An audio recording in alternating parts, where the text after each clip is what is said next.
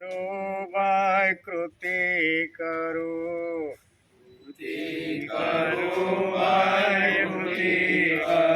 પ્રભુ પ્રેમ પામવા કૃતિ કરું પ્રભુ પ્રેમ પામવા કૃતિ કરું ઝડપી યુગની સામે તાવું ઝડપી યુગની સામે તાવું 5 મહી 25 સમાવું 5 મહી 25 સમાવું ગરુડ કેરી ગતિ ધરું ગરુડ કેરી ગતિ ધરું કૃતિ કરું ભાઈ કૃતિ કરું કૃતિ કરું ભાઈ કૃતિ કરું પ્રભુ પ્રેમ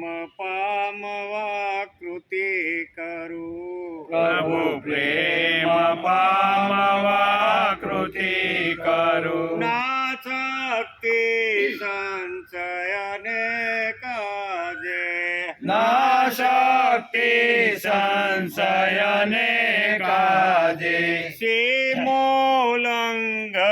કરવું આજે સીમોલ્લંઘન કરવું આજે સંસ્કૃતિને શિર ધરું સંસ્કૃતિને શિર ધરું કૃતિ કરું ભાઈ કૃતિ કરું કૃતિ કરું ભાઈ કૃતિ કરું પ્રભુ પ્રેમ પામવા કૃતિ કરું પ્રભુ પ્રેમ પામવા કૃતિ કરું કેવળ ના હું તાળી પાડું કેવળ નામું તાળી પાડું હૃદયનો રામ જગાડું હૃદયનો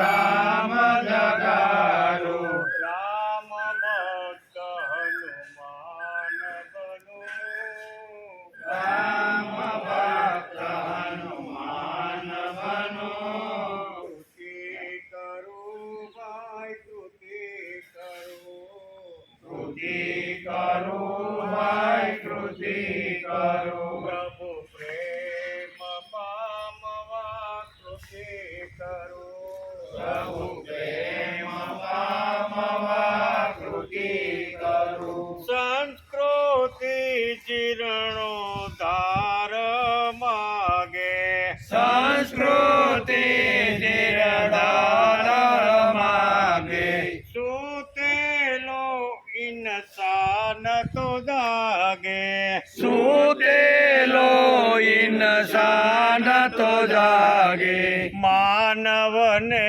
હું મસ્ત કરું માનવને હું મસ્ત કરું કૃતિ કરું ભાઈ કૃતિ કરું કૃતિ કરું ભાઈ કૃતિ કરું પ્રભુ પ્રેમ પામવા કૃતિ કરું પ્રભુ પ્રેમ પામવા કૃતિ કરું વેદ નથી કઈ રામ ખુદામાં વેદ નથી કઈ રામ ખુદામાં તુકારામ રસ ખાન જુદાના તુકારામ રસ ખાન જુગાના માનવ માનવ એક કરો માનવ માનવ એક કરો કૃતિ કરું ભાઈ કૃતિ કરું કૃતિ કરું ભાઈ કૃતિ કરું પ્રભુ પ્રેમ પામવા કૃતિ કરું પ્રભુ પ્રેમ પામવા કૃતિ કરું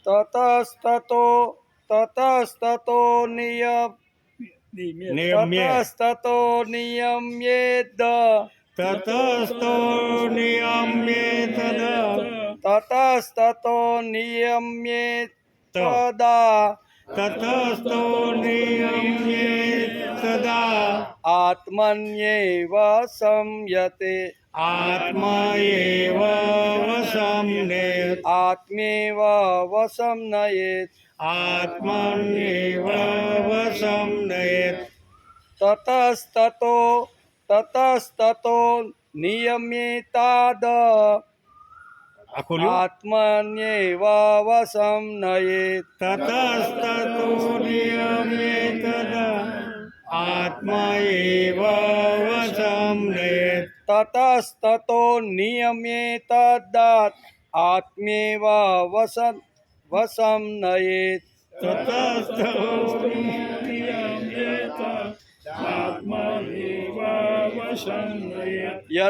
યતો નિચરતિ મનસંચલમસ્થિરમ તતસ્તતો નિયમ્યેતાદ આત્મેવ વસંનયેત યતો યતો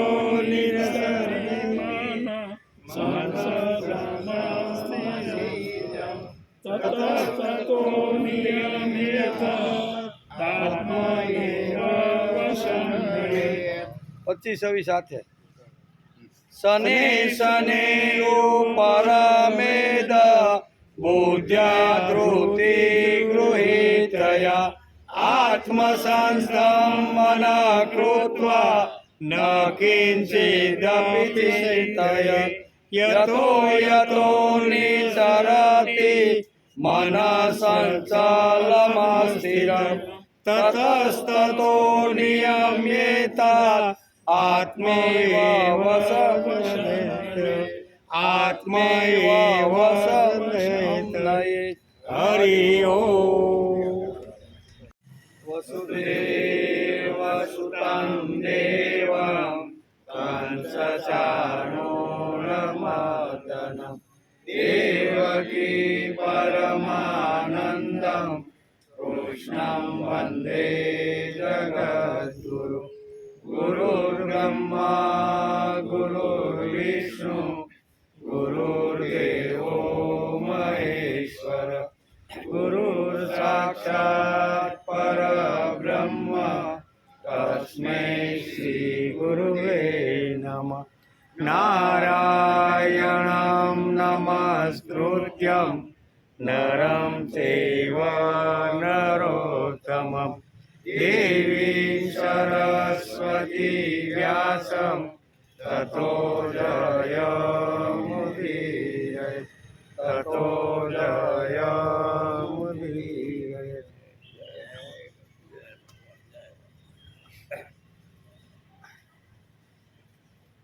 શને શને રૂપરમેદત બુદ્ધ્યા ધૃતિ ગૃહીતયા આત્મસંસ્થં મન કૃત્વા ન કિંચિદપી ચિંતયેત. ધૃતિ ગૃહીત્વા બુદ્ધયા શને શને ધૈર્યશીલ બુદ્ધિ દ્વારા સંસારથી ધીરે ધીરે અભ્યાસ કરતાં કરતાં આગળ જવું. ઉપરમેત મન આત્મસંસ્થન આમ ધીમે ધીમે અભ્યાસ કરતાં કરતાં ઉપરામ થઈ જવાનું. મન બુદ્ધિને પરમાત્મામાં સમ્યક પ્રકારે સ્થિત કરીને કૃત્વા કિંચિત અપી ન ચિંતયે એટલે પરમાત્મા સ્વરૂપમાં સમ્યક પ્રકારે સ્થિત કરીને પછી બુદ્ધિને પરમાત્મા સિવાય બીજા કશાયમાં જવા ન દેવું અને બીજા કશાનું ચિંતન ન કરવું એમ આ શ્લોકની અંદર કહે છે. શ્રીમદ ભગવદ્ ગીતા ચિંતન શરૂ થયું એનો 313મો દિવસ આ. ગઈકાલે આપણે 6ઠ્ઠા અધ્યાયના 24મા શ્લોકને નમસ્કાર કર્યા. એમાં ભગવાને કઈ વાત કીધી અર્જુનને? તો કે સંકલ્પથી ઉત્પન્ન થતી સઘળી કામનાઓને સમૂળ ત્યજીને તેમજ મન વડે ઇન્દ્રિયોના સમુદાયને બધી બાજુથી સમ્યક રીતે રોકીને સાધના ધ્યાન ચિત્ત એકાગ્ર કરવું. આવું ભગવાને ગઈકાલે કીધું. એટલે આપણા શ્લોકો હાલે છે 11 થી 32, બરાબર. એ આખા ધ્યાન યોગના છે, બરાબર. તો એનો પણ વિચાર ભગવાને આ શ્લોકમાં આગળ કર્યો. આપણે જે શ્રીમદ ભગવદ્ ગીતાનો અભ્યાસ કરીએ છીએ તે ગીતાનું જ્ઞાન 5000 વર્ષ પછી પણ માનવજાતને રાહ દેખાડી રહ્યું છે. 5000 વર્ષ પહેલાં અર્જુનને જે રાહ બતાવ્યો, બરાબર, બધા હથિયાર ફેંકીને જે ઊભો થઈ ગયો ને પછી લડ્યો અને હસ્તિનાપુરમાં ધર્મરાજ્યની સ્થાપના કરી, એ 5000 વર્ષ પહેલાં તો ઉપયોગી હતું જ અર્જુનને ઊભો કરવા. પણ આજે 5000 વર્ષ પછી પણ આ તત્વજ્ઞાન, આ જ્ઞાન 5000 વર્ષ પછી પણ માનવને રાહ દેખાડી રહ્યું છે. એમ કે શ્રીમદ ભગવદ્ ગીતાના કુલ 18 અધ્યાય છે, 700 શ્લોક છે. તેમાં ધૃતરાષ્ટ્ર 1, સંજય 40, અર્જુન 85 અને ભગવાન શ્રી કૃષ્ણ 574 શ્લોક બોલ્યા.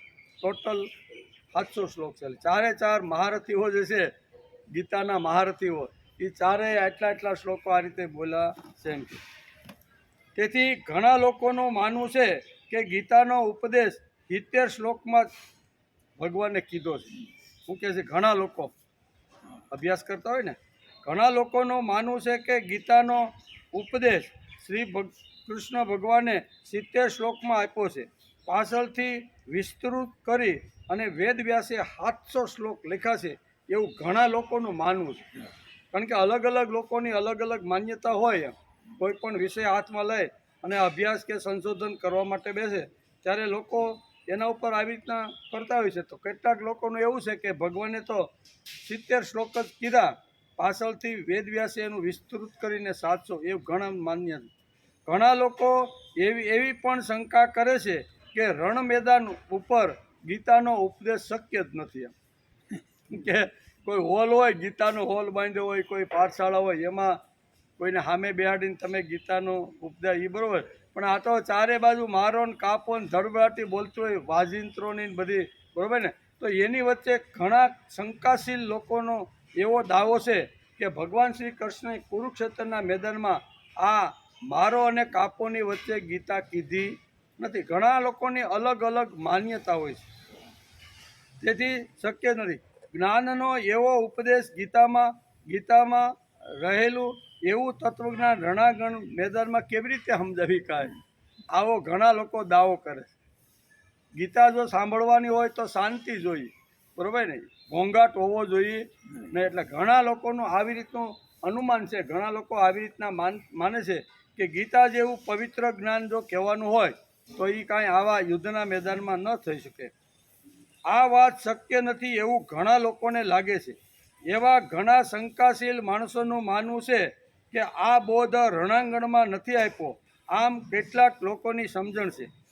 કોઈ બીજી જગ્યાએ બોધ આપ્યો છે અથવા તો વ્યાસજીએ વિસ્તાર કરીને પાછળથી આ બધું જોડી દીધું છે.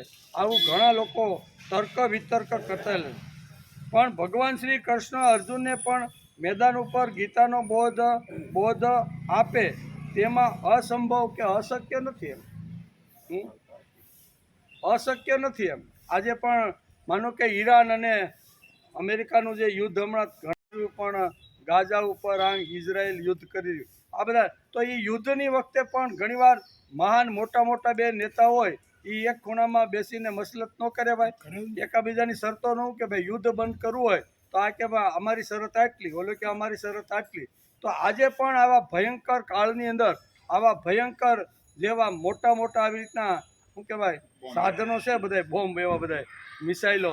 તો એ કાળમાં પણ આજે એક ખૂણામાં બેસી અને ઈરાન પોતાની શરતો મૂકે કે ભાઈ અમારી આટલી શરતો છે, એ શરતો જો હોય તો અમને માન્ય છે. અમેરિકાવાળા કે અમે આટલી તમારી શરત માન્ય કરી છે, આટલી નથી કરતા, શાંતિથી મંત્રણા થાય કે ન થાય. તો એવી રીતે અહીંયા પૂજ્ય દાદા પાંડુરંગ શાસ્ત્રી કહે છે કે આ શંકા કુશંકા કરવાવાળાની ઘણી ખોટી શંકાઓ છે. કારણ કે 11 અક્ષરની સૈન્ય એટલે 54 લાખ લોકો ત્યાં એ વખતે ભેગા થયા હતા, બરાબર ને, લડાઈના મેદાનની અંદર.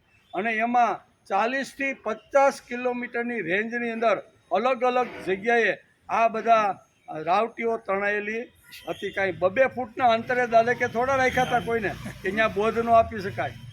50 કિલોમીટરના અંતરે હોય, રાવટી તાણી હોય, એક બાજુ 11 અક્ષણીવાળા હોય, એક હાથ, આવી તો ઘણું બધું હોય ને.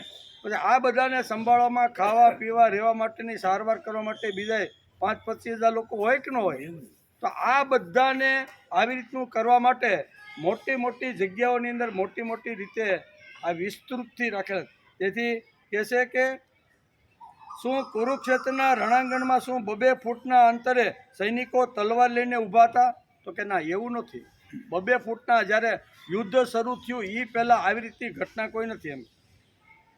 તેથી એટલે કે ત્યાં 52 લાખ સૈનિકો લડવા માટે એકઠા થયા હતા. ખાવા પીવાની વ્યવસ્થા પણ ત્યાં કરેલી હતી. તેમજ આ બધાને સાચવવા માટે હજારો આવી રીતના લોકોની ત્યાં વ્યવસ્થા કરવામાં આવી હતી. આપણે પણ જો 4-5 હજાર લોકોને જમાડવાના હોય ને તો અલગ અલગ વ્યવસ્થા કરવી પડે કે નહીં? કરવી જ પડે. તો એના માટે માણસો જોઈ કે નહીં? એમાં 100-200 માણસો બીજા જોઈએ એમ. જેને 4000ને જમાડો તો 200 માણસો બીજા જોઈ કે નહીં? તો આવી બધી દાદા કે બધી વાતો હતી. તેમના માટે ખાવા પીવાની અને રહેવાની વ્યવસ્થા પણ ત્યાં જ હતી. પછી સૈનિકોની વ્યવસ્થાઓ સંભાળવાવાળા બીજા હજારો લોકો ત્યાં હતા. તેથી 50 માઇલના અંતરે આ બધાના પડાવો અલગ અલગ રીતે પડેલા હતા. તેમાં પણ છૂટું છવાયું સૈનિક ક્યાંક ક્યાંક ઊભું હશે. સારા એવા અંતરે બંને સેનાઓના સૈનિકો ઊભા હશે. તેમાં એકાદ ખૂણામાં વ્યામો થઈ ગયેલો અર્જુન, અને તેને ભગવાન એક ખૂણામાં કદાચ જો ઉપદેશ આપે તો એ ક્યાં અશક્ય છે? ઘણા લોકોની ઘણા લોકોની શંકાઓ હતી. એ શંકાનું સમાધાન માટે કે ભાઈ આટલા વિસ્તારની અંદર અલગ અલગ રાવટીઓ પડી હોય અને એમાં એકાદ જગ્યાને દુઃખ થાય કે ભાઈ આપણે લડવું નથી, ભાગ્યો એમ, તો એ ભાગીને પાછો સમજાવવા માટે એકાદ ખૂણામાં પ્રયત્ન કરે કે નહીં? યુદ્ધના મેદાનમાં પણ, લગ્નમાં પણ આપણું ન થાય. સમજાય લાય તો ઓલા ભાઈ એ કે ભાઈ આ ભાઈને કેમ, એને એ આવે તો હું ન આવું, ભાગે કે નહીં? પછી એને સમજાવવું પડે કે નહીં? એને સમજાવવું પડે.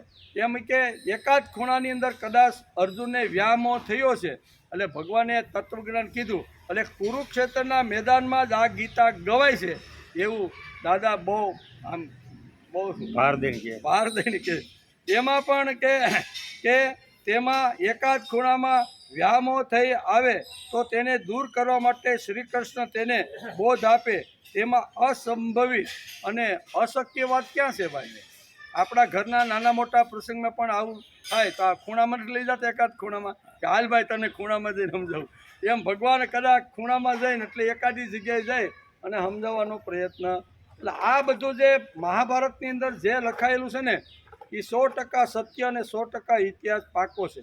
પણ ઘણા લોકો ભણેલા ગણેલા પોતાની બુદ્ધિથી થોડો તર્ક વિતર્ક કરી અને આવું અનુમાન કરતા હોય છે. આવા વ્યામો થયેલા અર્જુનને હલકે ઉપદેશ આપતા ભગવાન આ 6ઠા અધ્યાયના 25મા શ્લોક સુધી પૂજા. વ્યામો થયેલો, બરોબર ને, જે આવી રીતનો મોહિત થયેલો જે અર્જુન હતો એને ઉપદેશ આપતા ભગવાન ધીમે અહીંયા 6ઠા અધ્યાયના 25મા શ્લોક સુધી એને લાવ્યા. આજે પણ આપણે એનો વિચાર કરવાનો છે.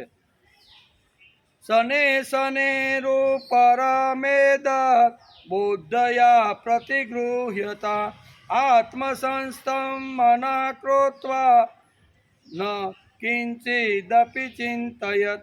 ક્રમે હળવે અભ્યાસ કરતો ઉપરતિને પામે તથા ધૈર્યશીલ બુદ્ધિ દ્વારા મનને પરમાત્મામાં સ્થિત કરીને પરમાત્મા સિવાય બીજા કશાયનું ચિંતન ન કરે. શને શબ્દ વાપર્યો છે. કેવો? ધીમે કોઈ પણ અધ્યાત્મ ક્ષેત્રમાં જો આગળ વધવાનું હોય ને તો હંમેશા ધીમે પ્રયત્ન કરવો જોઈએ. આગળના શ્લોકમાં ભગવાને સઘળી કામનાઓનો ત્યાગ તેમજ ઇન્દ્રિયોનો નિગ્રહ કરવાના નિશ્ચયની વાત કરી. એ ગઈકાલે આપણે જોતા આગળના શ્લોકો એટલે 11 થી 24 સુધીના શ્લોકની અંદર આ વાતો ભગવાને હળવે હળવે સમજાવી. હવે ભગવાન આ શ્લોકમાં કામનાઓને ત્યાગ અને ઇન્દ્રિયોનો નિગ્રહ કેવી રીતે કરવો તેનો ઉપાય આ શ્લોકમાં ભગવાને બતાવ્યો છે. એનો નિગ્રહ કેવી રીતે કરવો એ આ શ્લોકના 25મા શ્લોકમાં બતાવ્યો છે. બુદ્ધિ સ્થિર રહે, સલાયમાન થાય નહીં. વસ્તુ કાં તો વ્યક્તિ માટે મન આશાળભૂત ન બને, આશાળભૂતતા જાય અને વૃત્તિ શાંત થાય.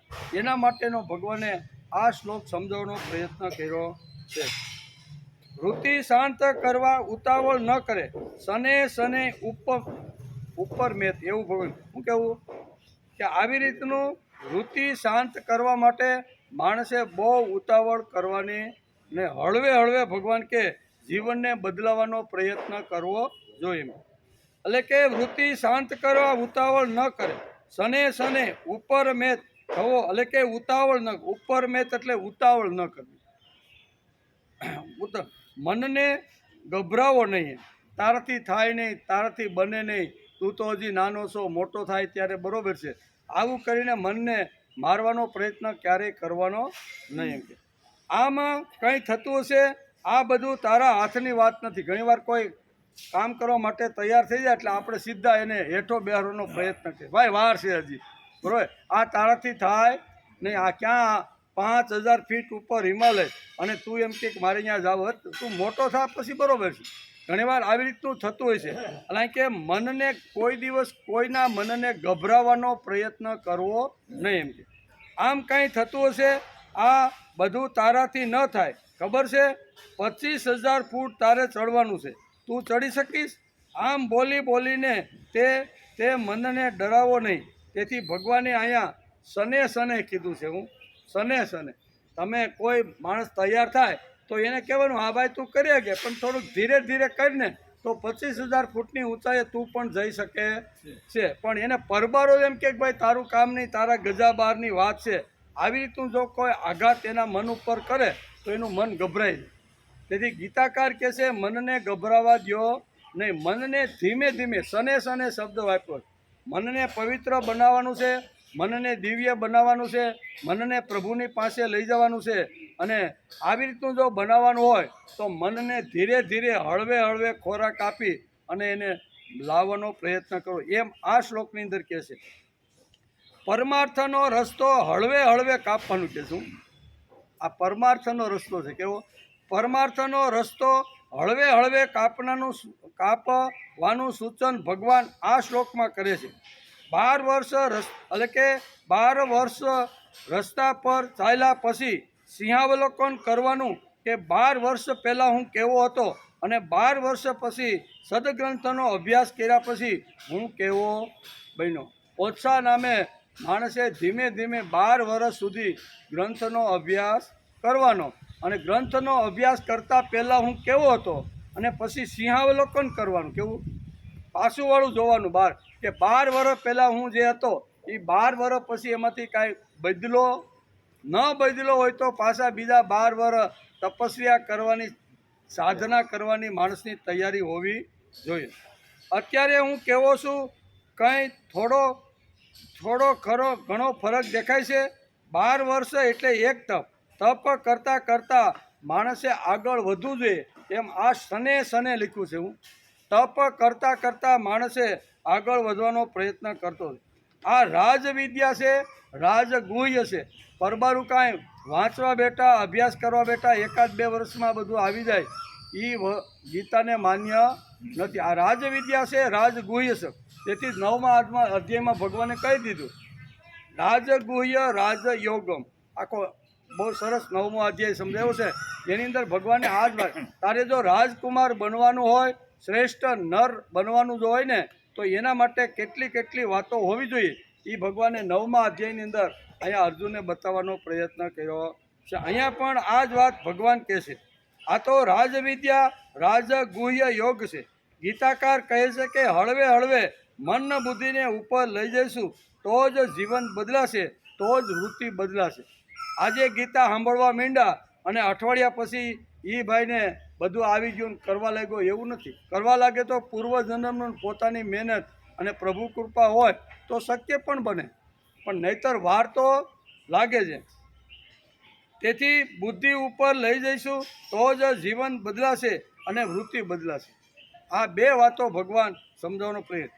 તેથી આપણું નીતિશાસ્ત્ર પણ આ જ વાત કરે. જે ભગવાને ગીતાની અંદર જે વાત કરી એ આપણા નીતિશાસ્ત્રના ઘણા બધા શ્લોકો છે. એની અંદર પણ નીતિશાસ્ત્રમાં પણ આ ઋષિઓએ લખ્યું. હું લખ્યું? સને પંથા સને કંથા સને પર્વત મસ્તિકા સનેર વિદ્યા સને વિતમ પંચેતાની સને સન. આ આપણું નીતિશાસ્ત્ર. શ્રીમદ ભગવત ગીતા શું કે? સને સને પુરુષ મહેતત.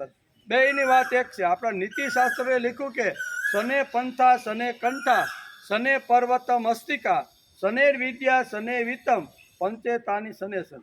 5 વસ્તુ હંમેશા જીવનમાં ધીમે ધીમે લાવવાનો પ્રયત્ન કરવો જોઈએ. એમાં અધ્યાત્મ પણ આવી ગયું. ભગવાને જે અધ્યાત્મની જે વાત કરીને એ આ નીતિશાસ્ત્રકારોએ જે શ્લોક લખ્યો એમાં અધ્યાત્મ અને ભક્તિની વાત પણ આવી જાય છે. તેથી 5 વાતો કઈ તો કે સને પંથા રસ્તો ધીમે ધીમે કાપો, સને કંથા સંન્યાસ ધીમે ધીમે લ્યો. 3 આશ્રમ પૂરા થાય. કંથાનો અર્થ થાય છે એક ગોદડી થાય, ગોદડી સીવવી, એક અર્થ આ. બીજો કંથાનો અર્થ થાય સંન્યાસ લેવો. એટલે સને પંથા સને કંથા સને પર્વત મસ્તિકા. પર્વતની ટોચ ઉપર જો અંબાજી સુધી જવાનું હોય બરોબર, અને ગિરનારની તળેટીમાંથી પગથિયા પછી પગથિયા મૂકવાના હોય તો હળવે હળવે જાય તો 2-5 કલાકની અંદર અંબાજીની ટોચ ઉપર આપણે પહોંચી. પણ હરખ ગેલો થઈને દોડવા માંડે તો 5, 25 કે 100 પગથિયા માંડ તા તો હાંફે. હવે ભાઈ આપણાથી હાલા હે ને થાય કે ને. તેથી સને પંથા સને કંથા સને પર્વત મસ્તિકા સનેર વિદ્યા. જો આવ્યું શું આવ્યું? વિદ્યા એટલે અધ્યાત્મ જ્ઞાન, સરસ્વતીની ઉપાસના. સરસ્વતીની ઉપાસના કરી વિદ્યા જેમણે મેળવી છે ને એણે પણ સને સને ધીમે ધીમે હળવે હળવે પ્રયત્ન કરવો જોઈએ. અને વિત 5મું આવ્યું વિત. સને પંથા સને કંથા સને પર્વત મસ્તિકા સનેર વિદ્યા સને વિતમ. વિત એટલે ધન, વિત એટલે પૈસો, પંચેતાની સને સને. આમ આપણા અહીંયા નીતિશાસ્ત્રમાં લખ્યું છે. ભગવાને પણ ગીતામાં આ જ લખ્યું. સને સને રૂપ પરમેદ બુદ્ધ્યા ધૃતિ ગૃહિતયા બુદ્ધિ ધૃતિ ગૃહિતયા વાપરો છે મેં. તેથી આજે અધ્યાત્મ અને ભક્તિમાં ભક્તને ઘણી વાતો ઘૂસી ગઈ છે. અધ્યાત્મ આ તેજસ્વી વિચારો ટકાવવા એ તમારું કામ છે. એ કરે જ છૂટકો છે. જે સમજદાર છે, જે ભક્તિના માર્ગ ઉપર હાલે છે, જેને કાંઈક રાષ્ટ્ર અથવા અધ્યાત્મ ભગવાનની કાંઈક બળતરા થાય છે ને એવા લોકોની ફરજમાં આવે છે કે સાચી જે અધ્યાત્મની વાતો છે, ગીતાની વાતો છે, ઉપનિષદની વાતો છે ને એ અંતિમ માણસ સુધી પહોંચાડવાની છે. નહીંતર અધ્યાત્મ અને ભક્તિમાં એટલો બધો કચરો ઘૂસી ગયો છે ને એ કાઢવો તો ખૂબ અઘરો છે. તેથી આજે અધ્યાત્મ અને ભક્તિમાં ઘણી વાતો ઘૂસી ગઈ છે. અધ્યાત્મના તેજસ્વી વિચારો ટકાવવા એ અમારું કામ છે. એ કરે છૂટકો છે. આ માટે આપણે ગ્રંથોનો સમજણપૂર્વક પદ્ધતિસર આપણે આવો ધીમે ધીમે હળવે હળવે શું કહેવાય 11 વર્ષ પહેલાં શરૂઆત કરી. આ જે શાસ્ત્રનો જે અભ્યાસ છે ને એ કે આપણે ઠેકડો નથી માર્યો કોઈ. ઘણા એમ કહેતા હતા ને ભાઈ ચાલુ કરો નહીં. આ ગીતા તો અમે કે હાથીમ પૂરી કરી. તમારે ક્યાં પૂગ્યા? તો કે અમે તો 300 પૂગ્યા. એક ભાઈને પૂછ્યું એ કે તમારી ગીતા ક્યાં પૂગી? તો કે 300 દિવસ થયા. અરે અમે તો 8 દી પૂરી કરી દીધી. 8 દીમાં પૂરી કરવી હોય તોય થાય. 8 દી નહીં 3 કલાકમાં જો પૂરી કરવી હોય ને તો ગીતા તો થઈ જાય, એમાં કાંઈ ના નથી. પણ એને સમજવી, એનું તત્વજ્ઞાન સમજવું, એની અંદર ભગવાને જે કાંઈ સિદ્ધાંતો કીધા છે એ હળવે હળવે સમજવાનો પ્રયત્ન કરો. બરાબર? અણુ તો છે જ. અણુમાં કેવી તાકાત છે? એક અણુ જ્યાં પડે ને, આપણે ખબર છે કે બીજું વિશ્વયુદ્ધ થયું 1946ની અંદર. તો એ વખતે બધા આખી જે દુનિયાના 200 દેશ હતા ને, એક બાજુ હો ને બીજી બાજુ હો, બધાએ 2 ગ્રુપ પડી ગયા. હવે આવા ધડબડાટી બોલાવે તો આ સૃષ્ટિ ઉપર માનવજાત રહે જ.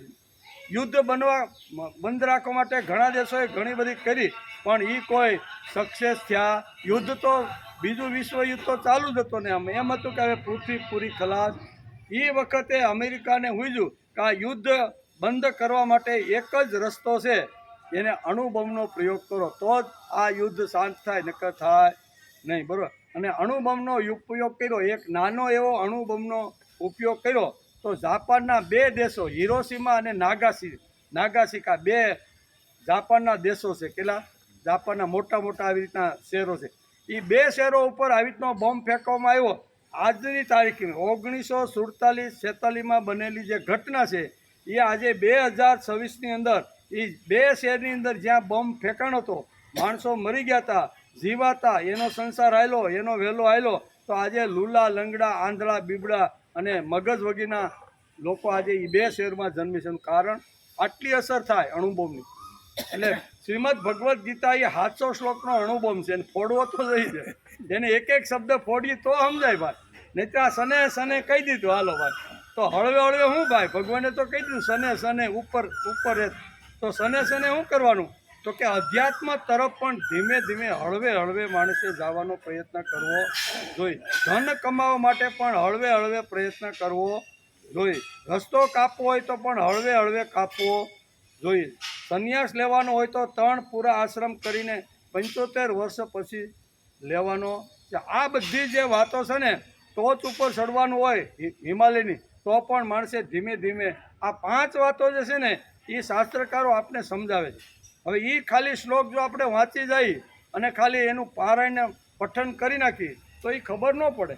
તો એની અંદર મહાપુરુષો જગતની અંદર આવે, ગાંધીજી આવે, તિલક આવે, વિનોબા આવે, એણે ગીતા ઉપર ખૂબ મનન ચિંતન કર્યું, ખૂબ જ જબરજસ્ત મનન ચિંતન કર્યું. અને એવા મહાપુરુષો આવીને એક શ્લોક ઉપર એ ભાષાંતર કરીને આપણે સમજાવવાનો પ્રયત્ન કરે. એવી રીતે દાદા પણ આ યુગની અંદર હમણાં આવ્યા, એણે પણ ગીતા ઉપર આવી રીતનું કર્યું. અને એ ગ્રંથ છે એનું નામ છે ગીતામૃતમ. તો એમાં આ બધી વાતો હળવે કેવી રીતનું પ્રભુ સુધી પહોંચી શકાય, આ બધી વાતો એમાં લખી છે. તેથી તેમાં ઉતાવળ કરવાની નહીં. શું કહે છે? આ શ્લોકની અંદર હળવે આ બધું કરવાનું છે, તેમાં ઉતાવળ ન કરો. એટલે કે ચિત્તવૃત્તિને સમજાવવાની, એને બદલાવાની છે અને જીવન તરફ જોવાનો દૃષ્ટિકોણ બદલવાનો છે. એ કાંઈ આજે બટન દબાવ્યું અને આવતીકાલે એ માણસ સુધરી ગયો, આવી અપેક્ષા ખરેખર રખાય નહીં. હળવે ભલે આજે થોડાક હથોડાના ઘા પડ્યા છે, 2-5 વધારે ફટકા પડશે એટલે પથ્થર તૂટશે, પણ થોડીક વાર લાગે. કડક બહુ થઈ ગયો હોય, બધું ભર્યું હોય એને કાઢવું તો પડે ને. અંદર જે ભરેલી વસ્તુ હોય એને બહાર કાઢીએ અને પછી જો નવી વસ્તુ ઉમેરવાની હોય તો વાર તો લાગે જ નહીં.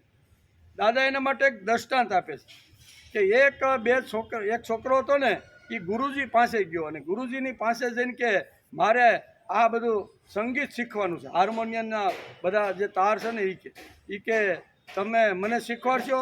તો ગુરુ કે હા કાંઈ વાંધો નહીં. એ એના નિષ્ણાત હતા કે હા હું તને શીખવાડીશ. તો કે કેટલી ફી લેવો? તો કે 500 રૂપિયા. તને શીખવાડવાનું મારે વધારે શું લેવાનું?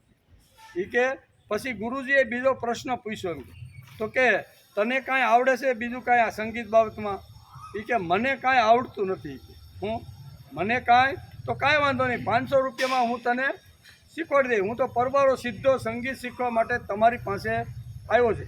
આ વાત થઈ ત્યાં એક બીજો વિદ્યાર્થીને પણ સંગીત શીખવાનો શોખ થયો. ઘરે ખૂબ પ્રયત્ન કર્યા છે, બધા લઈને બેઠો છે, પણ કાંઈ મેળ પડ્યો નહીં. એટલે એ શીખવા માટે કે હાલને હવે ઘેરે તો મેળ પડતો નથી, શીખું છું પણ કાંઈ ભેજામાં બેસતું નથી. હારા કોઈ જો આવા સંગીતકાર હોય તો એની પાસે જાઓ. એટલે આવ્યો કે ગુરુજી મારે સંગીત શીખવાનું છે, ફી કેટલી? તો કે તે કાંઈ પ્રયત્ન કર્યો સંગીત શીખવામાં? તો કે આ 2 મહિનાથી કરું છું. એ કે 2 મહિનાથી કરું છું પણ બેસતું નથી. તો ફી કેટલી? તો કે 1000 રૂપિયા. કેટલી? 1000 રૂપિયા. બોલો બાજુમાં બેઠો તો એ કે મારા 500 રૂપિયા અને આને 1000 રૂપિયા કેમ કીધા? 2 વયા ગયા. એટલે ફરીથી ઓલો 500 રૂપિયાવાળો આવ્યો. એ કે ગુરુજી તમે આમ કેમ કીધું? અમારે બેયને સંગીત તમારી પાસેથી શીખવાનું છે, પણ મારી 500 રૂપિયાના આને 1000 કેમ કીધા? તો કે તું તારી કોરી પાર્ટી છે. કેવી કોરી પાર્ટીમાં જો લખવાનું હોય ને તો મને 1 મહિનામાં આ બધું થઈ જાય. અને આ ભીની પાર્ટી આવી હતી, ઘણું લાય એક મહિનો કાઢતા થાય ને પછી 1 મહિનો એટલે એની 1000 રૂપિયા ફી.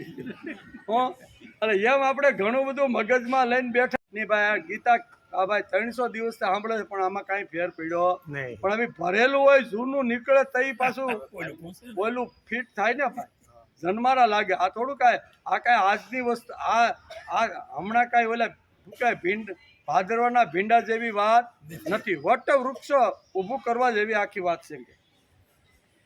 તેથી અહીં કે તેમાં ઉતાવળ ન કરો, ચિત્તવૃત્તિને સમજાવવાની છે. કેવી? ચિત્તવૃત્તિને સમજાવવાની છે, ચિત્તવૃત્તિને બદલાવાની છે, ચિત્તવૃત્તિને જીવન તરફ બદલાવી અને એનો સંપૂર્ણ દ્રષ્ટિકોણ બદલવાનો છે. એટલે વાર તો લાગે છે. તેથી ભારતીય સંસ્કૃતિ તેથી જ અધ્યાત્મ માર્ગના 4 આશ્રમો આપણને આપ્યા છે અને 4 આશ્રમોમાં હળવે હળવે કરતાં માણસે આગળ વધવાનું છે. પ્રથમ બ્રહ્મચર્યાશ્રમમાં સુંદર મજાનું 25 વર્ષ સુધી જે કાંઈ કરવાનું હતું એ બધું જ પ્રાપ્ત કરી લીધું. આશ્રમની સમાપ્તિ. ગૃહસ્થાશ્રમમાં જે કાંઈ 25 વર્ષ જે કાંઈ સંસાર વ્યવહાર બાળકોને જન્મ શિક્ષણ જે કાંઈ હતું એ 25 વર્ષમાં પૂરું થઈ ગયું. છોકરાઓ પણ પરણાવી અને ધંધે હારા ચડી ગયા છે. અને પછી આવે વાનપ્રસ્થાશ્રમ. એની અંદર પણ ઘણી વાત બહુ દાદાએ હમણાં ગયા મંગળવારના જ પ્રવચનમાં કીધું કે ખરો વાનપ્રસ્થી કોણ. વાનપ્રસ્થની વ્યાખ્યા બહુ સરસ દાદાએ પ્રવચનમાં આપી હતી. એ કે ખરો વાનપ્રસ્થી કરવો હોય ને તો બહુ અઘરો.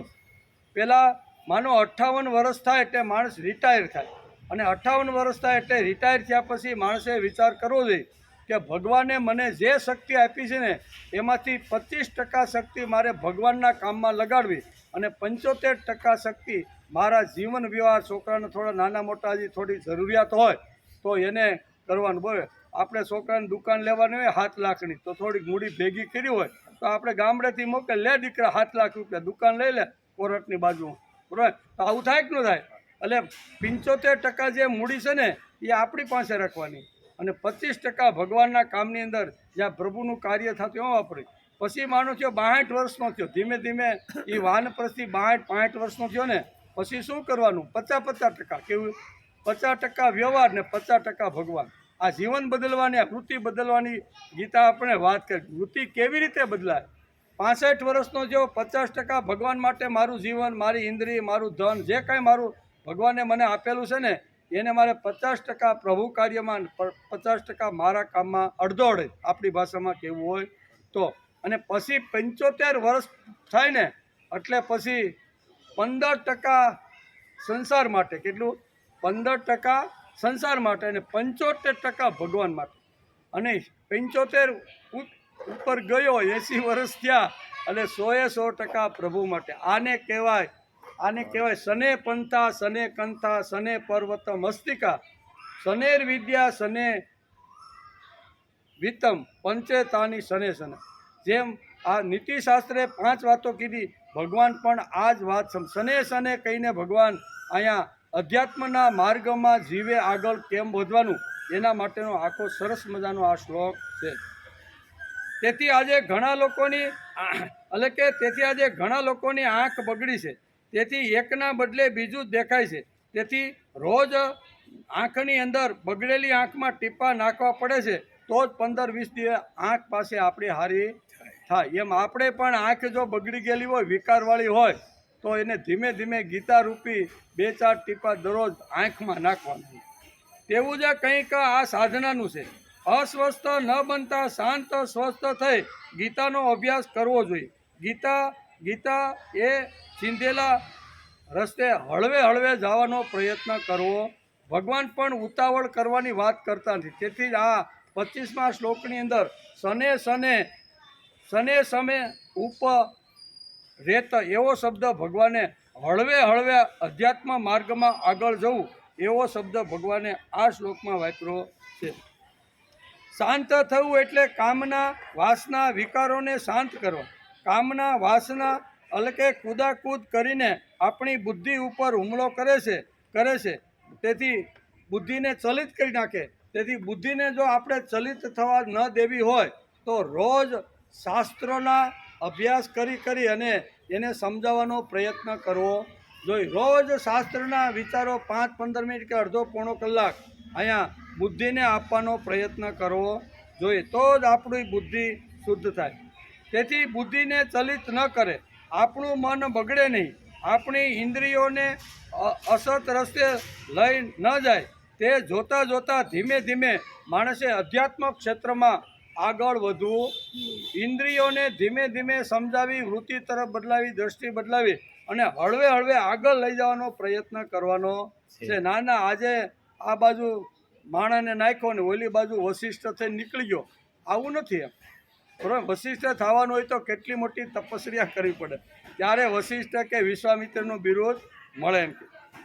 અને હળવે હળવે જીવનમાં સદૈવ શાંતિનો અનુભવ કરવો, શાંતિનો અનુભવ કરવો જોઈએ. તેથી જ ગીતાકાર અધ્યાત્મ માર્ગમાં શને શને રૂપર મેદ બુદ્ધિયા ધૃતિ ગૃહિતયા આમ કરીને ભગવાન હળવે હળવે આ શ્લોકમાં પ્રથમ લીટીમાં આ વાત સમજાવે છે. આ સાથે સાથે ગીતાકાર એ પણ કહે છે કે બુદ્ધયા ધૃતિ ગૃહિતયા. શું શબ્દ આપ્યો? બુદ્ધિયા ધૃતિ ગૃહિતયા એવો એક શબ્દ ભગવાને આ શ્લોકમાં વાપર્યો છે. એનો અર્થ એટલે અધ્યાત્મમાં બુદ્ધિને વાપરવી જ જોઈએ. અધ્યાત્મ ભક્તિના માર્ગમાં આપણે જ્યારે ભક્તિ કરવા માટે બેસી સમાજમાં ફરી અને ભક્ત હોઈએ તો સમાજમાંથી ઘણી બધી વાતો આવે. એ વાતો આવે એટલે બુદ્ધિ સાથે ઘસવાનો પ્રયત્ન કરવો કે મેં જે કાંઈ સાંભળ્યું, મેં કાંઈ જે જોયું એ મારી બુદ્ધિ અને ભગવાન કે અધ્યાત્મના બારામાં ક્યાં ક્યાં એનો મેચ થાય છે એ માણસે જોવાનો પ્રયત્ન કરવો જોઈએ. તેથી આ સાથે સાથે ગીતાકારે પણ બુદ્ધયા ધૃતિય કહ્યું એટલે અધ્યાત્મમાં બુદ્ધિને વાપરવી જ જોઈએ. બુદ્ધિ કેવી જોઈએ? ગીતાકાર કહે છે ધૃતિયુક્ત બુદ્ધિ જોઈએ. કેવું? બુદ્ધિ તો જોઈ પણ બુદ્ધિ કેવી? ધૃતિયુક્ત. ધૃતિ એટલે ધીરજ, ધીરજવાળી બુદ્ધિ જોઈએ. ધીરજવાળી બુદ્ધિ ન હોય તો બુદ્ધિ ગમે ત્યારે કુદાકુદ આડી અવળી ભાગવા માંડે. તેથી ધૃતિ શબ્દ વાપર્યો છે. ધૃતિનો શબ્દ ગીતાકારે કીધું ધીરજ.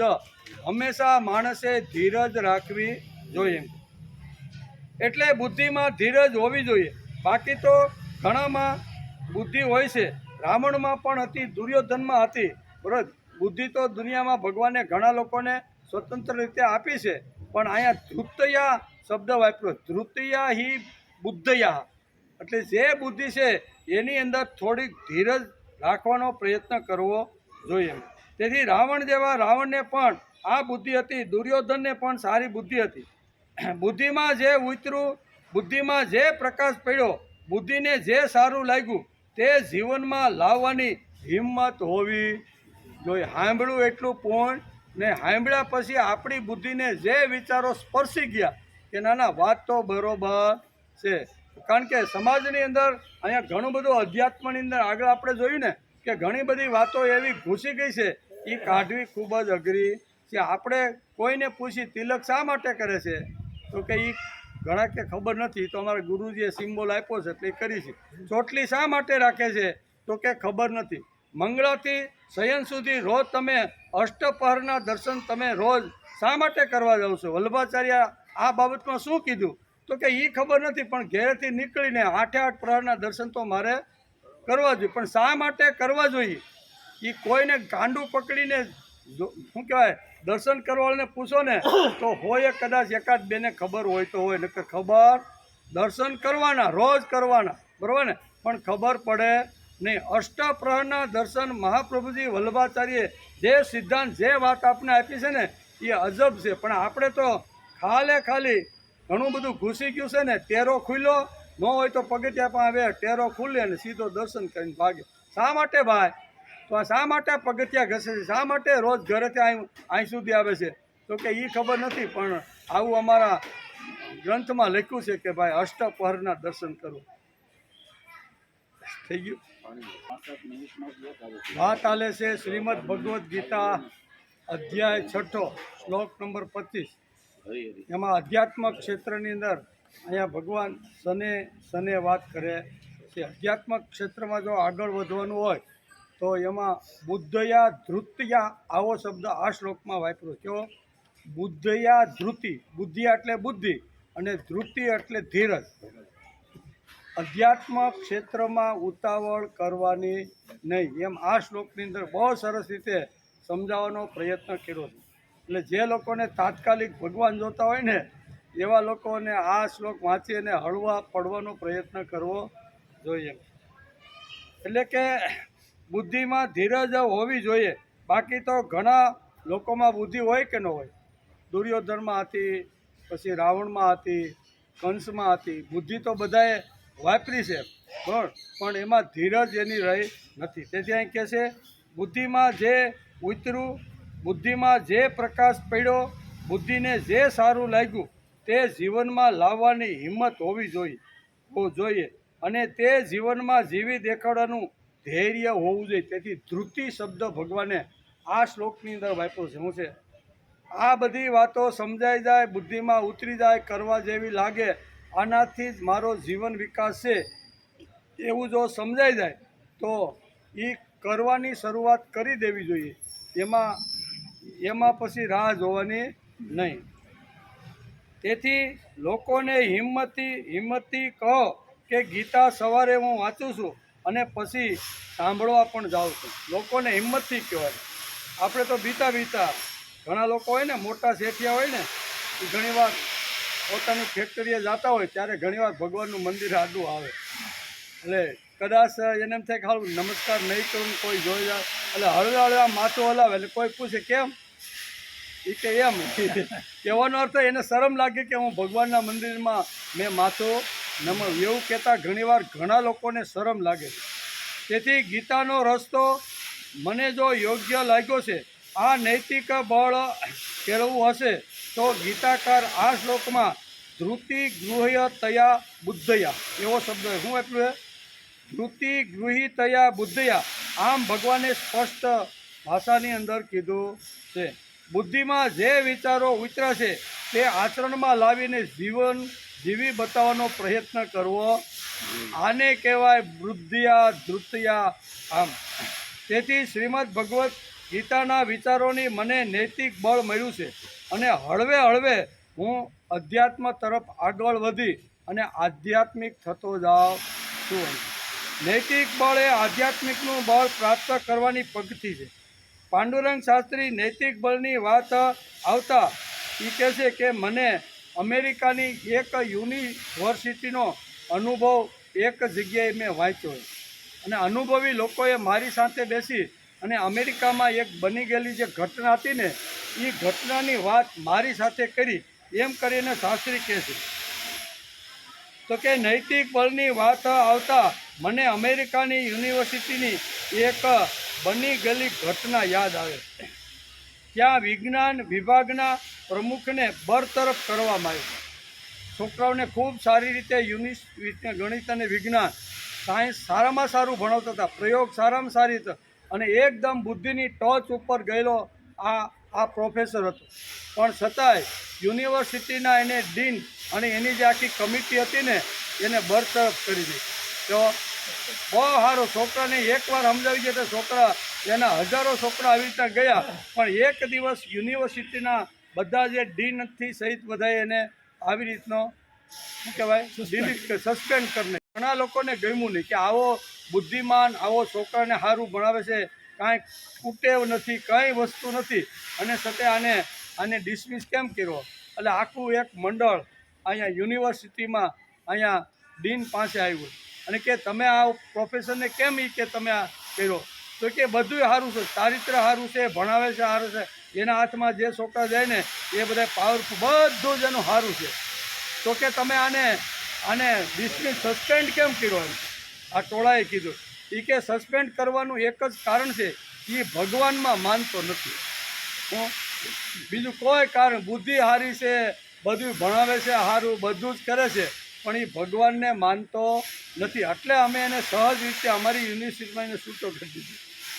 આટલું કહેવાનો અર્થ ભગવાનને માનતો ન હોય ને ગમે તેટલી સારી રાવણ કે દુર્યોધન જેટલી બુદ્ધિ હોય તો એ શું કામની ભાઈ? ભગવાનને માનવા સિવાય બીજાના ઘણા બધા ગુણો હોય એની પાસે. રાવણ પાસે કાંઈ ઓછા ગુણ હતા? ઘણા બધા શાસ્ત્રનો ઊંડો અભ્યાસ કર્યો હતો કે નહીં? દેવોને પણ પોતાના ઢોલિયે બાંધી શકે એવી તાકાત એની અંદર બુદ્ધિમાં હતી કે નહીં? આ બુદ્ધિ તો હતી જ, પણ એ બુદ્ધિ જો આ બધું સર્જન કરી શકે, બધું લાવી શકે, પણ જો ભગવાનમાં માનતો ન હોય તો ગીતાકાર કહે છે ધૃતિ બુદ્ધયા. આ લોકો આપણને માન્ય નથી. કોણ કહે છે? ગીતા જેવું તત્વજ્ઞાન એમ કે બુદ્ધયા ધૃતયા શબ્દો હોય, બુદ્ધયા ધૃતયા હિતમ. જે બુદ્ધિ સાંસ્કૃતિક હિતના કાર્યમાં વપરાતી ન હોય, ભગવાનના કામમાં ભગવાનના વિચારમાં વપરાતી ન હોય, તે બુદ્ધિ ગમે તેટલી શ્રેષ્ઠ અને પાવરફુલ હોય ને તો ભગવાન કહે છે કે એ બુદ્ધિની અમને જરૂર નથી. જેમ અમેરિકાની યુનિવર્સિટીએ આવી રીતના સસ્પેન્ડ કરી નાખ્યા. શા માટે? કે આ પ્રોફેસરમાં બધું ઘણું બધું સારું છે, ચારિત્ર પણ સારું છે, ભણાવે છે પણ સારું, અને છોકરાનો એના ઉપર વધારેમાં વધારે આદર ને પ્રેમ પણ છે, પણ છતાંય અમે એને છૂટા કરી છે. એનું કારણ આ પ્રોફેસર ભગવાનને માનતો નથી એમ. તેથી ભણાવે છે પણ સારું, અનુશાસનનું પાલન કરતા હતા. તેથી કાઢી મૂકવાની વાત આવી.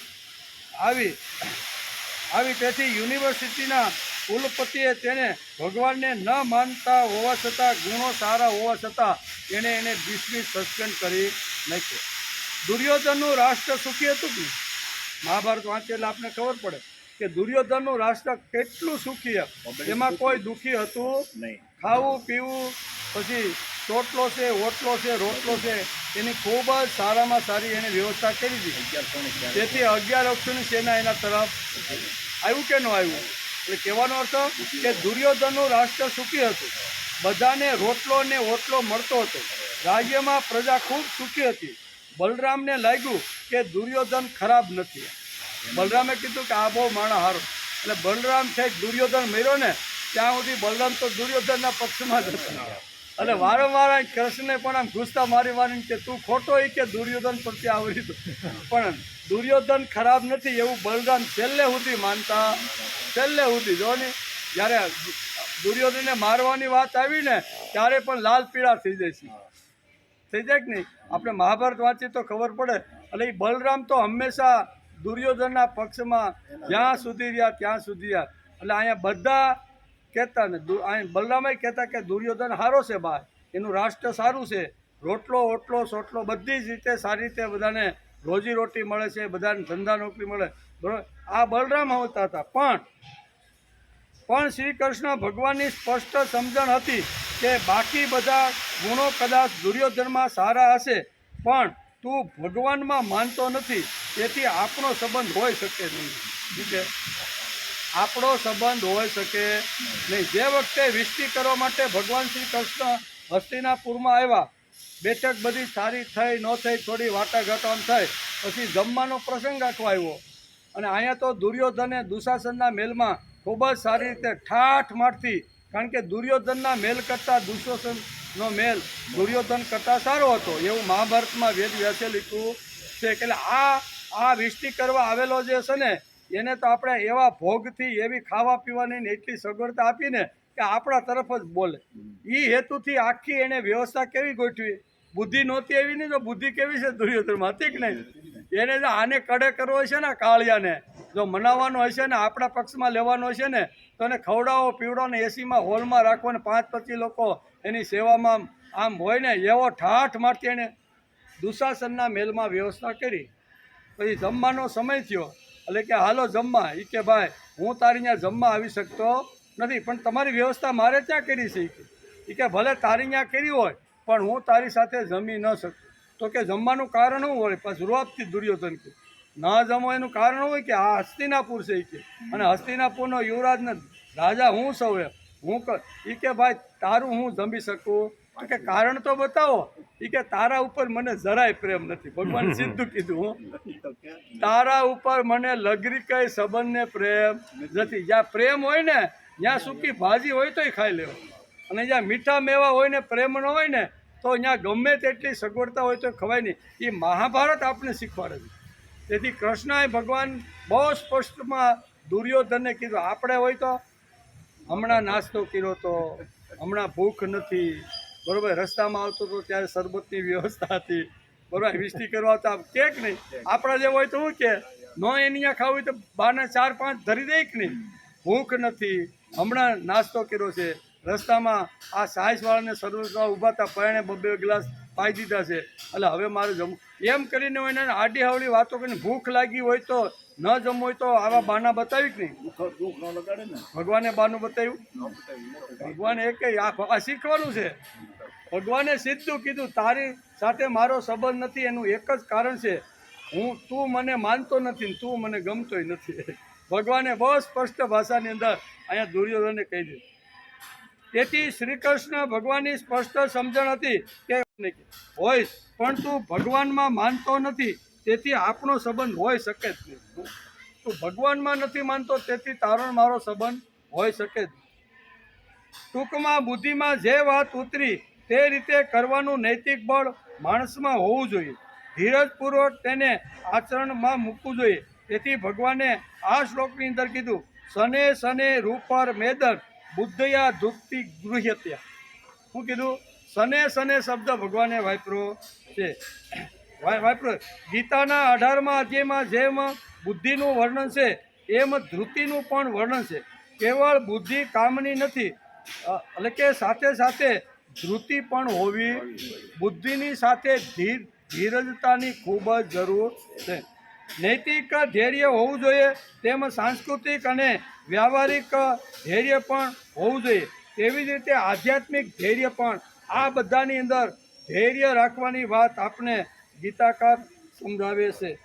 બુદ્ધિમાં ઉતરે તેનું આચરણ કરતા જઈએ, તે માટેની મક્કમતા કેળવતા જઈએ. આ પંથ બહુ લાંબો છે. આ અભ્યાસ હજી આપણો ગીતાનો 4-5 વર્ષ તો લગભગ હજી હાલો. આપણો પંથ ખૂબ જ લાંબો છે. હજી તો આપણે 6થા અધ્યાયના 25મા શ્લોક સુધી પીગા છે. હજી તો 18 અધ્યાયને પાર કરવાના છે. રસ્તો લાંબો છે, રસ્તો કઠણ છે, ઘણું ચાલવાનું છે. ધીરજ નહીં હોય તો 4 ડગલા ચાલીને પૂછવા લાગશું કે હવે ગીતા તમારી કેટલા દિવસ હાલવાની છે. ધીરજ ન હોય તો હું પૂછી કે હવે તમારું આ જે હાલે છે તમારી ગીતા એ કેટલા દિવસ હાલવાની છે, કેટલા દિવસ હાલવાની છે અને કેટલા દિવસ બાકી છે. 14 વર્ષ વનમાં જવા માટે સીતાજી મક્કમ હતા. એને બધાએ સમજાવ્યો. અયોધ્યાની અંદર જે કાંઈ નારી હતી ને એ બધી નારી અને માતા કૌશલ્ય ઘણું બધું સમજાવ્યું. વનવાસ તો રામને જ મળેલો છે, તું શા માટે વનમાં જવા તૈયાર થઈ ગઈ? એટલે સીતા તો વનમાં જવા માટે મક્કમ જ હતા કે જ્યાં પતિના પગલાં અથવા પતિના પડછાયાના રૂપે મેં નક્કી કર્યું છે કે જ્યાં મારો પતિ ત્યાં મારે. ઘણાએ કીધું કે ભાઈ જંગલ સેવા 14 વર્ષ કાપવાના છે, કાંટા ઝાંખરા રાક્ષસો આવા મોટા મોટા આવી રીતના પથરા ને બધું આ બધા પસાર કરવામાં તારા જેવી કુમળી જે છોકરી છે ને, કારણ કે પરણીને તાજા જ હજી તો સીતા આવેલા હતા કે આવી કુમળી છોકરીના જ્યાં આવી રીતના રાજમહેલમાં રહેલી. ઘણા બધાએ ઘણી રીતે સમજાવ્યું પણ સીતાએ એકદમ નક્કી કર્યું હતું, મક્કમ હતી કે મારે તો રામની સાથે મારે જવાનું છે, રામની સાથે મારે જવાનું છે, રામની સાથે મારે જવાનું છે. ગીતાકાર આ શ્લોકમાં કહે છે સને સને તે કેટલા જન્મારાનો કોર્સ છે તે જોવાનું કોઈ કારણ જ નથી. તેથી 14 વર્ષ વનમાં જવા માટે સીતાજી મક્કમ હતા, પરંતુ 4 ડગલા હાલ્યા વનની અંદર. શું થયું? 4 ડગલા હાલ્યા પછી પાછું વળીને રામને પૂછે છે કે હજી કેટલું હાલવાનું છે. હજી તો 4 ડગલા મૂક્યા તા પાછું સીતાજીએ પૂછ્યું, કારણ કે કાંટા લાગવા માંડ્યા, બધું વેદનાઓ બધી શરૂ થઈ. એટલે સીતાએ પાછું વળીને પૂછ્યું કે રામ હજી આગળ કેટલું? રામ કે હજી તો આપણે 4 ડગલા હાલ્યા, 14 વર્ષ કાઢવાના છે. તેથી તો અમને માતાઓને બધા તને સમજાવતા હતા પણ તે મક્કમ મને કહીને મારી હારે હાલવાનો તે પ્રયત્ન કર્યો. તેથી ગીતાકાર આ શ્લોકમાં કહે છે કે સને સને તે કેટલા જન્મારાનો કોર્સ છે તે જોવાનું નથી. કેટલા જન્મારાનો આ કોર્સ એ જોવાનું નથી. આંખ મીચી ધ્રુવની જેમ સાધના કરે જ રાખવાની. આંખ મીચી દીધી જ્યાં સુધી ભગવાન વિષ્ણુ મને લેવા માટે ન આવે, દર્શન ના આપે, ત્યાં સુધી સાધના માણસની ચાલુ હોવી. ધ્રુવના ચરિત્રમાં શીખવાનું કે નહીં? ધ્રુવ નક્કી કર્યું કે ભગવાનની પ્રાપ્તિ મારે કરવાની છે, એટલે એકવાર આમ નક્કી કરીને બેસી ગયો. ક્યાં સુધી? તો કે જ્યાં સુધી પ્રભુ ન મળે ત્યાં સુધી. તેથી ભગવાને ગીતામાં કહ્યું કે બુદ્ધિયા ધૃતિ ગૃહિતયા, ધૈર્યશીલ બુદ્ધિ દ્વારા ધીરે ધીરે હળવે હળવે અભ્યાસ કરતાં કરતાં ઉપરામ થઈ જવાનું. એક શબ્દ ભગવાને ગીતામાં ઉપરામ શબ્દ વાપર્યો કે આ બધા એક એક જે શબ્દ છે ને એને જો આપણે ઘૂંટીને જો સમજવાનો પ્રયત્ન કરીને તો અણુમાં જેમ તાકાત છે, જેમ હિરોશીમા અને નાગાસાકીમાં નાનો એવો એક બોમ્બ પડ્યો તો 2 શહેરને ખલાસ કરી નહીં. આટલા વર્ષો સુધી પણ એની અસર રહી છે તો કેટલો તાકાત અને શક્તિશાળી છે. તો શ્રીમદ ભગવદ્ ગીતાના એક એક શબ્દ એક એક શ્લોક એટલા બધા શક્તિશાળી છે. એનો જો વિસ્ફોટ થાય ને તો 100% માણસનું જીવન બદલે એમાં શંકા રાખવાની કોઈ છે જ નહીં. તે જે સર્વસ્વ છોડીને નીકળી પડે છે તેવા લોકોને તેમની તપસ્યામાંથી કોઈ હટાવી શકતું નથી. ધ્રુવને કોઈ હટાવી શક્યું નહીં, પ્રહલાદને કોઈ હટાવી શક્યું નહીં. આવા મહાન જે તપસ્વી ઋષિઓ છે એ જ્યારે તપસ્યા કરવા માટે બેઠે ત્યારે કોઈ હટાવી શકે નહીં. પાશુપત્ર અસ્ત્ર મેળવવા માટે વેદવ્યાસે સલાહ આપી, કારણ કે વેદવ્યાસને વેદના થઈ કે આ 12 વર્ષ અને +1 13 વર્ષ સુધી પાંડવો કેવી રીતે રહે, શું કરશે આ 13 વર્ષ સુધી. એટલે વેદવ્યાસ એને જંગલમાં મળવા માટે જાય છે પાંડવોને. જે ઝૂંપડીની અંદર પાંડવો નિવાસ કરી રહ્યા હતા એ ઝૂંપડીની અંદર અહીંયા વેદવ્યાસ આવે છે. બધા પાંડવો નમસ્કાર કરી આસન આપીને બેસાડે છે. બધું જે કાંઈ સ્વાગત કરવાનું હતું એ બધું સ્વાગત કરે છે, નમસ્કાર કરે છે. અને હળવેકથી યુધિષ્ઠિર પૂછે છે કે અમારી આ પાવન ઝૂંપડી કરવાનું કારણ શું? તમારા જેવા મહાન આવી રીતના અમારા જેવા રખડતા ભટકતા પાંડવોની કાળજી લેવા માટે અથવા મળવા માટે આવે, તમારો આવાજનું પ્રયોજન શું છે? એમ વેદવ્યાસને 2 હાથ જોડીને અહીંયા યુધિષ્ઠિરે પૂછ્યું. ત્યારે વેદવ્યાસ કહે છે કે તમે શું કરો છો? એ કે બસ આ 13 વર્ષ કપાઈ જાય ને પછી હસ્તિનાપુર આવશું અને શું કહેવાય બાપાને કેવું કે અમારું ગયેલું રાજ્ય પાછું આપો એટલે આપી દેશે, એટલે અમે પાછા ઇન્દ્રપ્રસ્થમાં જઈને મોજ મજા કરશું. વેદવ્યાસ કહે છે તું જે બોલ્યો ને ભાઈ એ એટલું હેલું નથી. યુધિષ્ઠિરે શું કીધું કે 13 વર્ષ અમે ગમે એમ કહીને પૂરા કરશું અને નક્કી કરેલા શરત પ્રમાણે પાછું અમને રાજ્ય મળશે, એના ઉપર આવીને શાંતિથી રોટલો ખાવું. અહીંયા વેદવ્યાસ કહે છે તમે ભાઈ જે બોલો છો ને અત્યારે એટલું સહેલું નથી. કદાચ તમે 13 વર્ષ પુરુષ નિર્વિઘ્ને જો તમે પસાર કર્યા છે ને તો ઓયલો તમને એ આપવાનો નથી. લાવો લખી દો કાગળિયા ઉપર. કોણ કહે છે? વેદવ્યાસ કહે છે ગમે તેટલા તમે સારી રીતે પૂરું કર્યું છે તો પણ તમે માગણી કરશો ને તો દુર્યોધન એ રાજ્ય તમને પાછું આપવાનો નથી. તો હવે અમારે શું કરવું જોઈએ? એવું યુધિષ્ઠિરે પૂછ્યું. એ કે તમારે અહીં શાંતિથી કાંઈ દિવસો ગુજારવાના નથી ભાઈ, તમારે બધી શક્તિઓ એકઠી કરવાની છે. 13 વર્ષ પછી 100% લખી રાખો તમારા પગ પાસે યુદ્ધ આવીને ઊભું રહેશે ત્યારે તમારે લડ્યા વગર છૂટકો જ નથી. અને તમે એમ કહો છો ખાઈ પીને ઝૂંપડીમાં રહીને આ ભીમભાઈ અમારા બળતણ લઈ આવે ને દ્રૌપદી આ રાંધીને ખવડાવીને મોજ કરી છે બરોબર, ઝરણાનું પાણી પીએ છીએ, ઝાડવાની હેઠી. એ કે ભાઈ આટલું કરવાનું નથી. ઉઠો જાગો અને તમે કાંઈક આમાંથી 5માંથી કોઈ એક જાઓ અને ભગવાનને પ્રસન્ન કરો અને એની પાસે જે દિવ્ય શક્તિઓ છે ને એ બધી માંગો. એના વગર પિતામાં ભીષ્મ કે દ્રોણાચાર્ય જેવા છે ને એ કોઈ તમને દાન દેવાના નથી. આ બધી વાત વેદવ્યાસ બહુ સારી રીતે સમજાવવાનો પ્રયત્ન કરે. તો અમારામાંથી કોણ જાય? તમે બહુ સારું અમને માર્ગદર્શન આપ્યું. પાંડવોએ એવું કીધું ત્યારે કે મને તો લાગે છે કે આમાંથી અર્જુન જ આ તપસ્યા કરવા માટે જાય. પશુપત અસ્ત્ર અને સ્વર્ગની અંદર જઈને આ 2 અસ્ત્ર જો લઈ આવે ને દિવ્ય વસ્ત્રો તો જ યુદ્ધમાં તમારો વિજય છે, બાકી તમે હારેલા જ છો. તો કે સારું. અને અર્જુન તપસ્યા કરવા ગયો.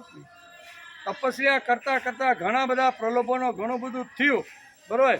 ભગવાન શિવજી પણ આવ્યા માથામાં બાણ મારીને એ કે લડવા હું બેઠો છો? એ કે ભભૂતિ લગાડીને. હું કે તમારા જેવા ક્ષત્રિય ભભૂતિ લગાડીને હું બેઠા છે? એ કે ભગવાન પછી પ્રસન્ન થાય છે કે તમારા જેવા મહાપુરુષના હાથની અંદર જે આ દિવ્ય અસ્ત્રો જે છે ને પાછું એ હું લેવા માટે તપસ્યા કરતો હતો. ભગવાન કે પહેલાં તું એક કામ કર પછી હું તને આપું. તું સ્વર્ગમાં જા, ઇન્દ્રને પ્રસન્ન કર અને ત્યાંથી તું આવી રીતનું લાવ. પછી વાત કહેવાનો અર્થ કે આ બધી લાંબા કાળની યોજના છે. તપ કરવા બેઠા એટલે પરબરું કાંઈ ફળ મળી જાય એવું નથી. શને પંથા શને કંથા શને પર્વત મસ્તિકા શનેર વિદ્યા શને વિતમ પંચેતાની શને શને. જેમ નીતિશાસ્ત્રો 5 વાતો ધીમે ધીમે પ્રાપ્ત કરવાની વાત કરે છે એમ અહીંયા શ્રીમદ ભગવદ્ ગીતા પણ ધૃતિ બુદ્ધયા અહીંયા હિતયા, હિત એટલે કલ્યાણ. જો તમારે તમારું કલ્યાણ કરવાનું હોય, ગીતા શું કહે છે, જો માણસે પોતે પોતાનું કલ્યાણ હોય તો બુદ્ધિને એકદમ ધીરજથી એને શું કહેવાય પ્રભુ તરફ વાળવાનો પ્રયત્ન કરવો જોઈએ. પરબારું થાય ને અર્જુન, સને સને કહીને ભગવાન કહે છે કે આ બુદ્ધિને ધીરે ધીરે હળવે હળવે તારે દરેક પ્રકારના જે વિષયો છે, દરેક પ્રકારના જે પદાર્થો છે ને, એ જ્યારે ધ્યાન ધરવા માટે બેસ ત્યારે હળવે હળવે છોડીને મન પ્રભુની અંદર લાગે એવો પ્રયત્ન કરવાનો છે. તેથી કહે છે એટલે કે અર્જુન કે જો મેં વ્રત પકડ્યું છે તે આંખો મીચીને મોહવશ થઈને કે ફાયદો થાય એટલા માટે હું તપસ્યા કરવા માટે બેઠો. ભગવાન પરીક્ષા કરવા માટે આવે છે. એક ઝાડની હેઠે બધું ત્યાગ કરી અને અહીંયા ભગવાનનું સ્મરણ કરતો કરતો અર્જુન તપસ્યા કરે છે. તેથી કહે છે કે ભગવાને આ શ્લોકમાં એક શબ્દ વાપર્યો છે, ન કિંચિદપી ચિંતયે, એટલે કે ચિંતા ન કર. ચિંતન કરવું હોય તો પ્રભુનું કરો, કર્મનું કરો, તેના ફળનું નહીં.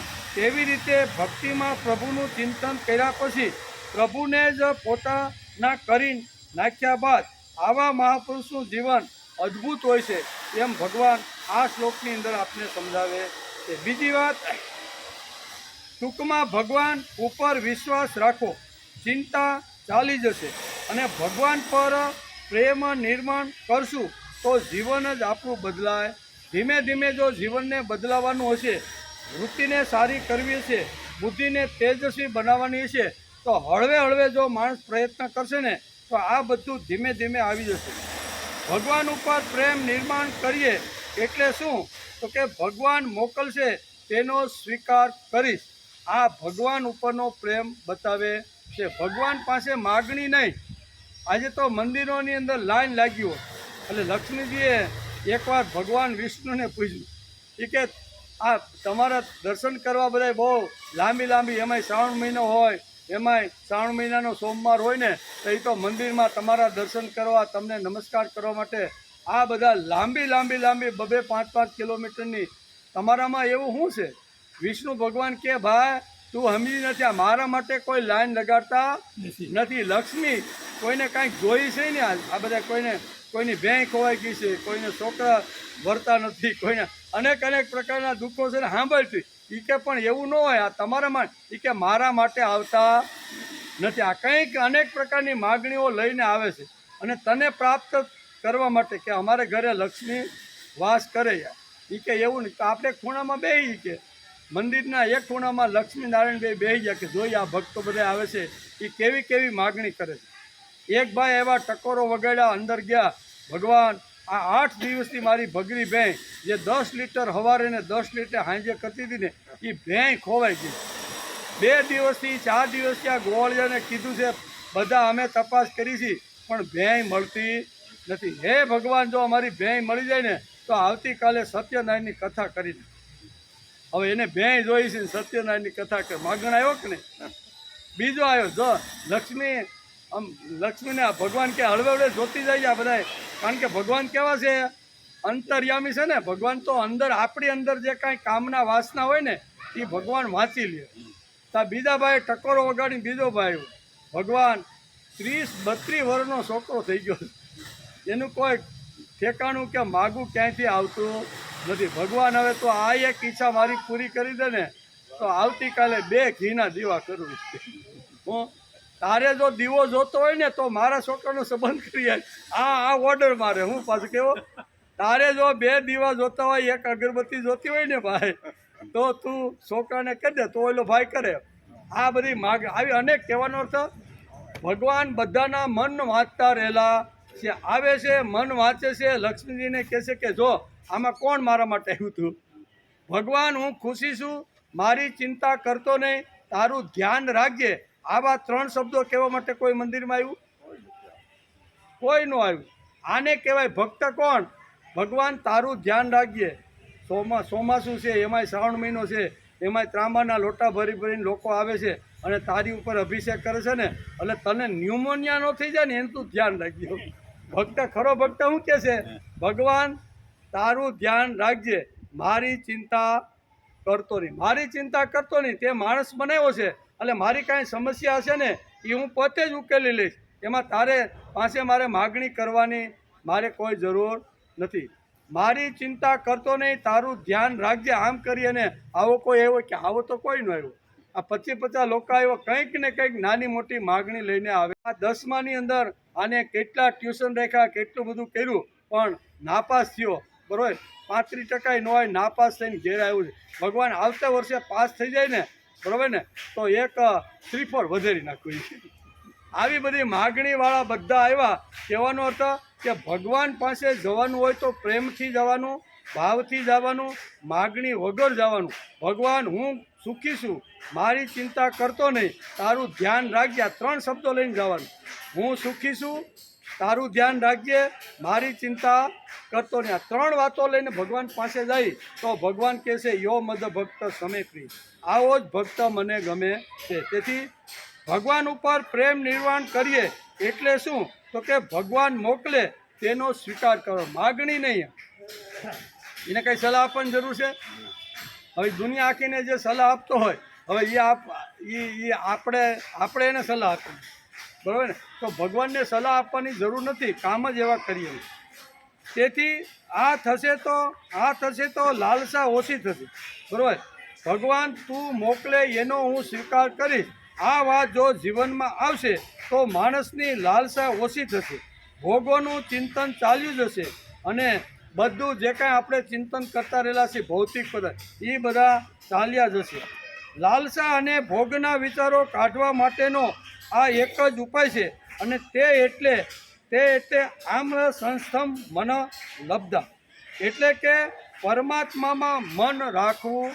આ બધાનું જો નિરાકરણ કરવાનું હોય તો એના માટે એક જ દવા છે અને એ દવા એટલે પરમાત્માની અંદર મન રાખવાનું છે.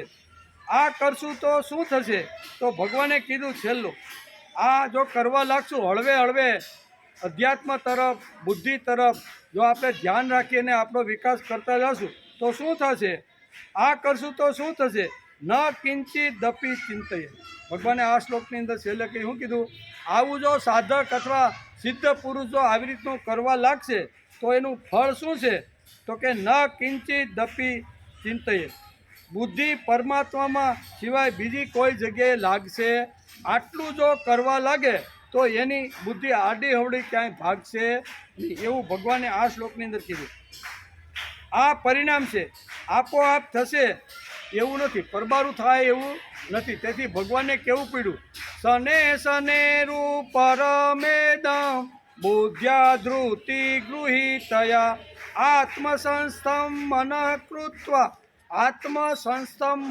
કૃત્વા ન કિંચિદપી ચિંતય.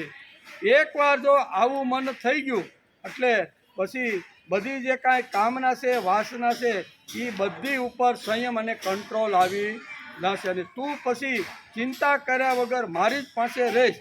એમ ભગવાન આ 25મા શ્લોકની અંદર આટલી વાતો કહે છે. આવી નિર્વિકલ્પ સ્થિતિ ન થાય તો શું કરવું જોઈએ? પ્રયત્ન કરી પણ આવી સ્થિતિ ન આવે.